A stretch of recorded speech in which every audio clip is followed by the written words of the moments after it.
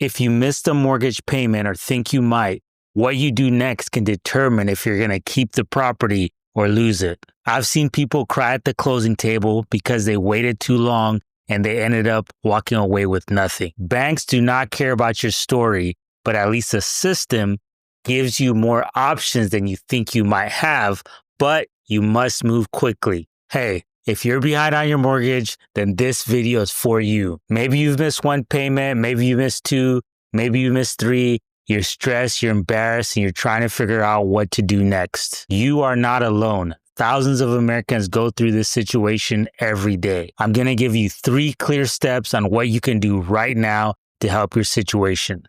Here's what Ricardo Manddiola, the CEO of MSI Credit Solutions and one of the top realtors in DFW, said when asked, when somebody falls behind on their mortgage, how bad does it affect their credit? Someone makes a late payment, or someone gets behind on their mortgage, a lot of people think that whenever they get behind a couple of days, that it affects their credit score, but it doesn't.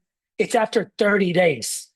But if you do hit that 30-day mark, it will dramatically affect your credit score. I mean, it has the ability to drop your credit score 50 points to 100 points. I've seen some people lose about 120 points from just one late payment. Here are 3 things that you can do right now this week if you're behind on your mortgage to help yourself out of your situation. Step 1, call your lender. Your lender is going to have options for you, such as lowering the payments, modifying the entire loan, or even pausing payments for a few months. If you don't call your lender, you'll never know. With that said, here's why you want to call your lender right away, even if you think you're going to miss a payment or you've only missed one payment. Because every single time you miss a payment, it's going to hurt your credit. The worse your credit is, the fewer options that your lender is going to have for you in terms of modifying the loan. There's still going to be temporary options for you to get caught up. Step 2, talk to a professional. Find out how much your house is worth so you know how much equity you have to play with. The best way to find out what your house is worth, you can call a local realtor. Most realtors are going to be willing to do what's called a certified market analysis. This is basically them putting your address in their software, and it's going to let you know how much your house is worth. Now, they should do this for free in hopes to earn your business. If they don't, I would consider that a red flag. But if they charge you, it should be like $50 to $150, okay? The thing you're paying for with a realtor is their expertise of the market. Just because they put your address in the software, and let's say it spits back out that your property is worth $100,000, I'm just making up a number, the realtor's expertise is going to be the one to tell you, well, it's saying $100,000 on paper, but I think that you can actually get $150,000 because I know the area, or vice versa. It's saying $100,000, but I think you can actually get only $50,000 because I know the area. That's what you're paying for a realtor, their expertise. Another way to find out how much your house is worth is to get 3 different offers from 3 different cash investors, okay? If your house is worth $100,000 as is, investors should be coming in with offers at $70,000, $90,000, maybe $110,000, right? They shouldn't be drastically off. Another way you can find out what your house is worth, this is not scientific, but you can use Zillow. So Zillow is going to give you a Zestimate.